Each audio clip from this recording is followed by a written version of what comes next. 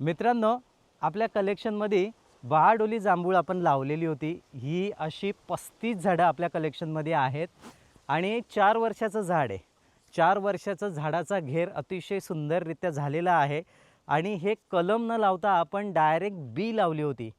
पालघर जिल्ह्यातील पालघर तालुक्यातील बहाडोली नावाचं एक गाव आहे आणि तिथे जांभळांचं उत्पादन केलं जातं। तिथं रोपटंही मिळतात, तिथे नर्सरीतली कलमसुद्धा मिळतात। पण आपण कलम न लावता बीपासून तयार झालेलं झाड म्हणजे रोपटं लावलं होतं। अशी 35 झाडं आपण या बागेमध्ये लावलेली आहेत आणि 4 वर्षाचं झाड इतकं सुंदररित्या झालेलं आहे की पुढल्या वर्षी या बहाडोलीच्या जांभळाला नक्की जांभळे येतील। म्हणजे उत्पादनाच्या दृष्टीने 5 वर्षानंतर हे झाड रेडी होतं।